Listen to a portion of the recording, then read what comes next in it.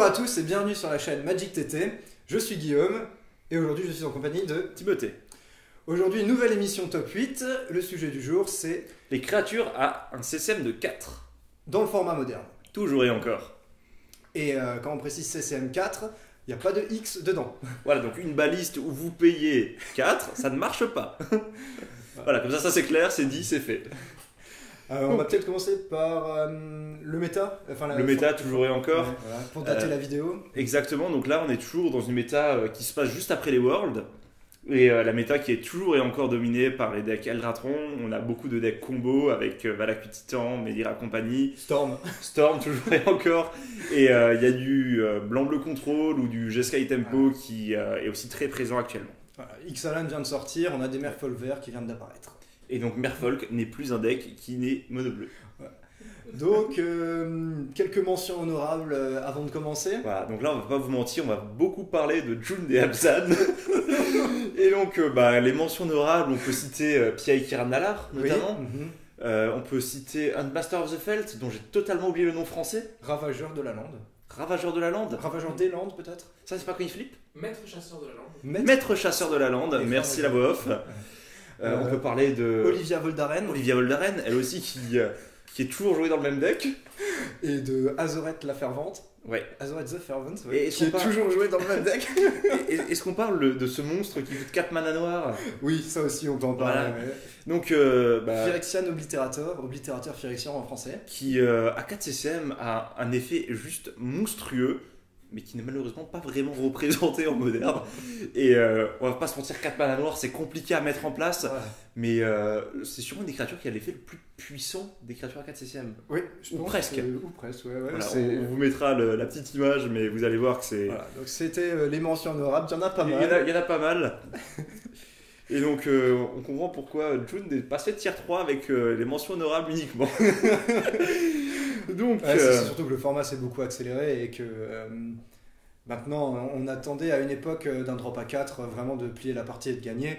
Aujourd'hui avec l'arrivée de poussée fatale, un drop à 4 c'est quand même beaucoup plus vulnérable c'est ça. et le format s'est tout simplement accéléré, on n'a pas le temps de jouer un drop à 4 quand on peut jouer une 10-10 pour 1. On ne cite aucune carte. Donc, Voilà. sans plus tarder, passons à notre top 8. Ouais. Donc, top 8, qu'est-ce qu'on a mis en 8ème position? Une carte dont vous n'avez peut-être pas noté la présence en moderne, mais qui existe pourtant.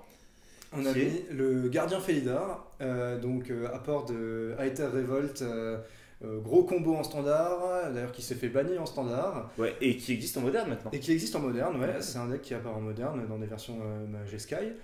Ouais. Donc c'est un effet très intéressant parce que ça peut blink aussi bien une créature mais Qu'un terrain. aussi un terrain. Un terrain qui arrive en jeu dégagé pour le coup, et Un donc on peut Planeswalker. réutiliser directement. Planeswalker qui permet de faire la combo avec Shiny Ray. Mhm. Et on parle même d'un body 1-4. Donc ça bloque pas mal de créatures. Mhm. Eldrazi sont Ouais, pas surtout, compris là-dedans. Surtout qu'à une époque, le test pour rentrer dans le format moderne c'était. Est-ce que ça se prend Bolt? Voilà. Oui, donc je ne joue pas cette carte. Et donc là, 4 d'endurance, ça ne se prend pas Bolt, C'est ça. donc tout va bien. Puis ça permet en fait de gagner instantanément, quoi. C'est ça, ouais, parce que les combos c'est fort. Alors, c'est pas encore effectivement très présent, mais il y a quelques versions qui existent. C'est C'est pas, ça, enfin, ouais. c'est pas la dominance complètement du combo, mais c'est. Mais ça a le mérite d'exister, Ouais. et on espère que dans les semaines et dans les mois à venir, on va en voir de plus en plus, et que la carte va percer. Donc, le petit chouchou, la petite carte qui permet de rentrer dans le top 8. Ouais, exactement. Voilà. En 7ème position, on va aussi parler d'une carte dont Qui a fait ses preuves un peu récemment. qui a fait ses preuves récemment, et c'est surtout un ancien deck moderne très puissant, Ouais. qui est un petit peu tombé dans des attitudes et qu'on revoit sur le devant de la scène. On va parler de Vengelian.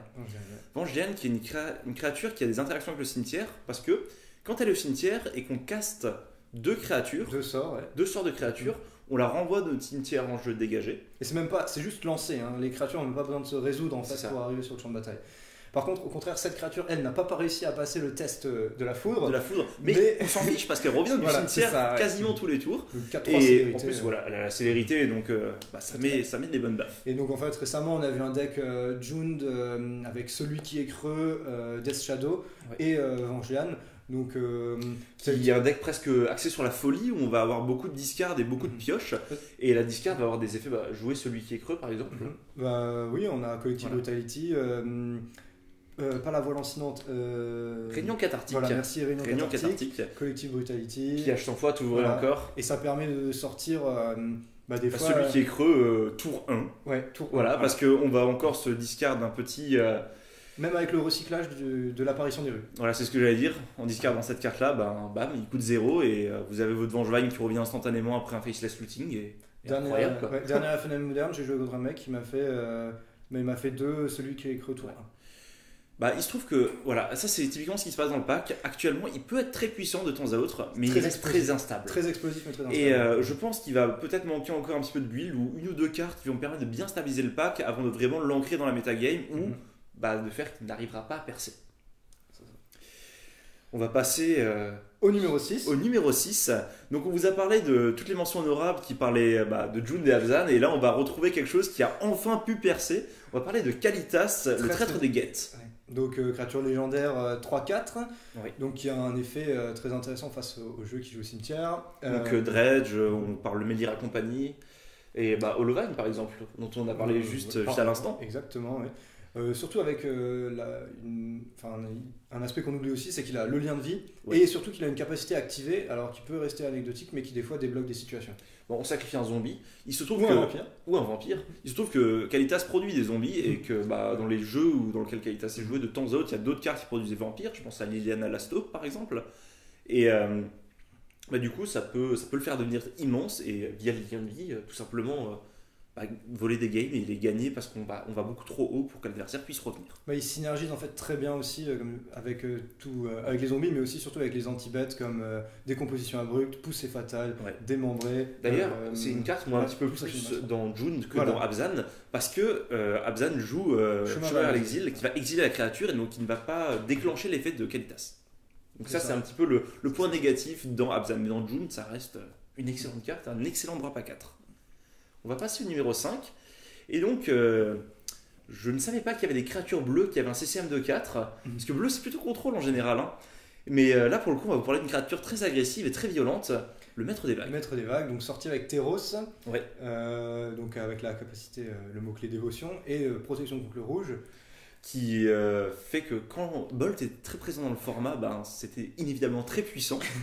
Maintenant, avec l'arrêt de poussée fatale, c'est un petit peu plus fragile, mais la carte reste toujours extrêmement solide et elle permet au deck Undin d'avoir un drop à 4 qui... Surtout de noyer le board d'éléments... C'est des élémentaires. Des élémentaux. Oui, des élémentaux 1-0. 1-0 et qui gagnent +1/+1 via l'effet du Maître des Vagues. Et alors aujourd'hui, on vient de voir une version de Merfolk avec du vert, donc il a moins sa place étant donné que la dévotion... vert et bleu, ça marche moins bien. C'est ça, on a moins de bleu dans le deck, donc inévitablement il sera un petit peu moins présent. Mais la carte reste toujours très puissante et la version mono-bleu est toujours jouée jusqu'à ce que la version vert-bleu prenne peut-être le devant, on ne sait pas. On ne sait pas encore, c'est encore trop tôt pour en décider. Voilà, et donc la carte a clairement sa place dans ce top 8. Quand on voyait un adversaire avec Undin mettre sa fiole à 4, c'était tout de suite une information... j'ai un Maître des Vagues. Je sais ce que je vais me prendre. Alors là, j'ai un Spinning Sieve. Là, il a un Lord avec 2. Ça va faire quelques jetons. Il va falloir que je garde mon Pass to Exile, sinon ça va mal se passer. On va passer au top 4. Le top 4, une créature qui est très jouée dans le deck Titan Valakut et qu'on voit en side de 2-3 autres decks de temps à autre. Et même qui commence à apparaître main deck dans ces packs-là. Le Ballot Tenace. Donc, qui a un effet...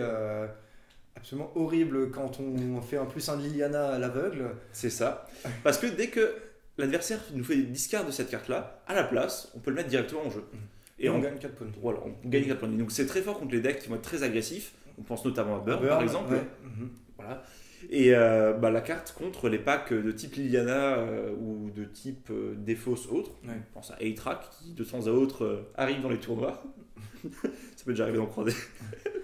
Non, mais ce qui est vraiment fort, c'est aussi combiné avec le pacte vert.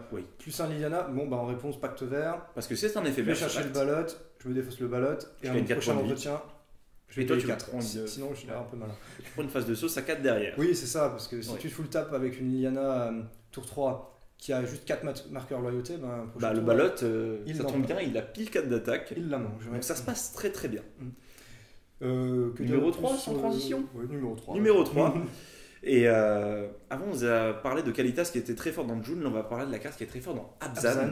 Et qui a été un standard All-Star et qui, depuis qu'elle est là, a un peu trouvé sa place dans Abzan. presque. Ah, ouais, Presque dans toutes les listes. alors, ouais. On parle bien sûr du rhinocéros de siège. Alors oui, il avait sa place en standard parce qu'on voyait des versions d'Abzan sous toutes ses formes, Abzan avec du bleu et même avec du rouge. 4 rhinos, il a fait sa preuve en moderne à l'époque du Pro Tour Fate Reforged, où la meilleure créature de moderne c'était lui. Parce qu'une 4-5 c'est difficile à tomber. Aujourd'hui, il a un peu chuté. Bah, il se trouve qu'on a quand même Reality Smasher et Gurmai Angler qui sont présents. Et c'est des 5-5, donc du coup c'est compliqué de. Le petit point de dégâts qui manque, ça va faire la différence. Oui, bien sûr, mais ça a un effet toujours très intéressant Parce que quand il qui arrive en permet jeu, de stabiliser face à des jeux très agressifs et surtout même des fois de.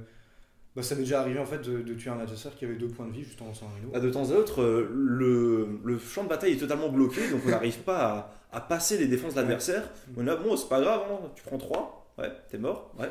Voilà, ça arrive. Et donc ça se passe plutôt bien. Bon, sa grosse contrainte, c'est qu'en fait, il y a 3 couleurs dans son CCM.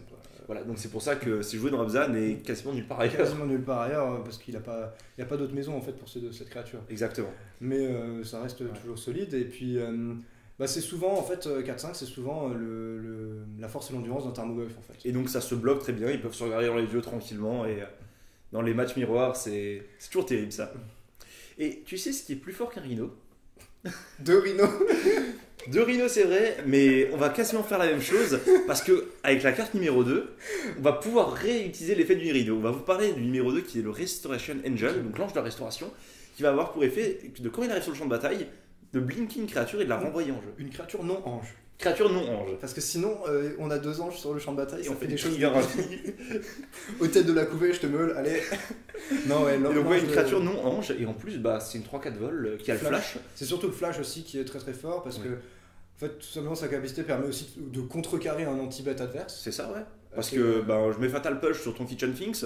Attends, en réponse, je vais le blinker, il revient sans ses marqueurs -1, -1, je gagne 2 points de vie. Le sort est contré. Voilà, super. Donc redéclencher les effets d'arrivée en jeu. Donc on pense au deck Death and Taxis où il y a beaucoup d'effets d'arrivée en jeu. Il y a le Flicker Sweep. Oui, l'inspectrice de Traven. Et l'épiceuse des lames. L'épiceuse des lames qui, pour des tokens 3-3 initiative quand elle est là. Voilà. Et donc voilà, ça reste une bonne carte. C'est une carte aussi qui peut servir de combo. Voilà, de combo avec on pense à Kiki qui permet de gagner en quasiment un tour si c'est pas géré. Mais même sinon, tout simplement en tant que créature, c'est une 3-4 vol. Ça se prend pas bolt. Hein. Ça met une grosse pression à l'adversaire. Et puis le fait qu'il y a le vol, en fait, c'est quasiment imbloquable en fait. La capacité d'évasion, il y a très peu de trucs, c'est le bloqueur moderne. Voilà. On vous ramène au Manland. Au Manland 3-4 portées. 3-4 portées qui dans Abzan permet de faire des miracles de temps à autre. Okay. Et donc on arrive au top 1 de ce classement. Et donc la meilleure créature dans le format moderne avec un CCM de 4. Voyons ligature de pensée. Tout simplement. Tout simplement, la meilleure carte, c'était forcément celle-là qui avait sa place parce qu'elle a juste trop d'applications. Elle est trop bien dans trop de choses. Enfin, surtout trop bien dans 2 decks qui jouent Eldrazi, quoi. Après, c'est ça. Mais je veux dire, la carte, elle a déjà un bon body pour commencer. Oui, parce qu'une 4-4, c'est fort. Pour 4, ouais. Le côté, j'exile une carte de la main de l'adversaire. Vous pouvez gérer tout ce que vous voulez avec ça, parce qu'il n'y a pas vraiment de restriction si ce n'est de ne pas prendre un terrain. Déjà, on prend l'information de la main de l'adversaire. Ah, t'as une main de merde? Bon, ok, c'est super. J'ai quasiment gagné. Ah, t'avais un seul anti-bet? Bon, déjà, je te le prends. Et du coup, mon TKS y reste. Et la carte est exilée, donc on la revoit plus. Ouais, c'est ça. C'est pas quand le TKS meurt, je récupère la carte. Non, pas du tout. Là, vous l'exilez et au mieux, vous repiochez une carte, vous avez des chances sur un land. Donc, c'est vraiment le pire du pire, quoi. Et c'est surtout très fort quand on le fait tour 2. Ouais, parce que certes c'est un drop à 4, mais en moderne, on a la chance d'avoir des cartes qui permettent d'accélérer un petit peu le truc et de voir les TKS bien plus tôt. Temple Eldrazi, faites notre cire. On pense à Simian Spirit Guide ou alors à Noble Hiérarche aussi qui permettent de rendre ça possible. Cette combinaison elle est un peu étrange. Elle est un petit peu étrange certes, mais ça peut se voir. Oui. Et c'est ce qui rend la carte vraiment puissante en fait. C'est pas tellement la carte en elle-même parce que si elle était jouée pour 4 mana, ce serait fort, mais sans être excessif. Mais le fait de pouvoir la jouer plus tôt rend ça vraiment stupide au Très final. puissant, ouais. Ouais, c'est tout Puis, simplement ça. En fait, la carte est très bonne contre tous les match-ups. En fait, c'est fort Oui. contre combo, Parce que vous pouvez enlever les cartes de la combo en exilant la pièce la pièce centrale du qu'il combo. fallait. C'est fort contre mid-range. Parce que vous pouvez enlever l'anti-bet qui va bien pour gérer la menace que vous venez de poser. Et donc du coup, vous laissez la main de l'adversaire totalement vide. Et c'est fort contre aggro. Parce que vous jouez contre Burn, vous pouvez enlever un sort qui va vous coller des dégâts. Et en plus, vous avez un body qui va permettre de bloquer toutes les créatures du pack Burn. Et donc, voilà, la carte avait du sens en fait en première carte du top 8 parce que c'est trop puissant. Ça sort extrêmement vite. Et puis même tout simplement dans les jeux Bant Eldrazi, ça synergise très bien avec l'Eldrazi Displacer. Voilà, parce que une fois que l'adversaire n'a plus de carte en main, il pioche la carte de début de tour, fait attends, je blink mon Sun tir, pioche une carte, donc il y a des chances sur un land, et moi j'exile la seule des deux qui est à peu près potable dans ta main, et donc du coup, chaque tour vous pouvez pourrir la main de votre adversaire, et c'est puissant. Ouais, tout son plus grand défaut, c'est d'être incolore en fait. Ouais. C'est ça. Et encore dans les pages dans lesquelles c'est joué actuellement, c'est même pas vraiment un défaut. Oui, c'est vrai. En plus, la carte a percé au-delà du format moderne. Oui, parce qu'on la voit en Legacy. On voit Legacy. On la voit très bien en Legacy, et on la voit même plus long, on la voit jusqu'en Vintage. Le seul endroit où elle n'a pas brillé, c'est en standard. Ouais. Mais c'est parce qu'il n'y avait pas ces manas qui permettaient de la sortir plus vite et de la sortir plus tôt. Et donc, ça explique pourquoi est-ce que c'est la carte la plus puissante du moderne pour les drops à 4 CCM. Tout à fait. On va s'arrêter là pour ce top 8. Voilà. On espère que vous avez apprécié la vidéo. On vous invite toujours à poster vos listes en commentaire pour comparer ça avec ce que nous estimons être les meilleures cartes du top 8. N'hésitez pas à vous abonner à la chaîne Magic TT et à mettre un petit pouce bleu à la vidéo. Et vous pouvez également mettre une proposition de prochain top 8 dans les commentaires. Et sur ce, portez-vous bien et on se dit à la prochaine. À bientôt. Salut.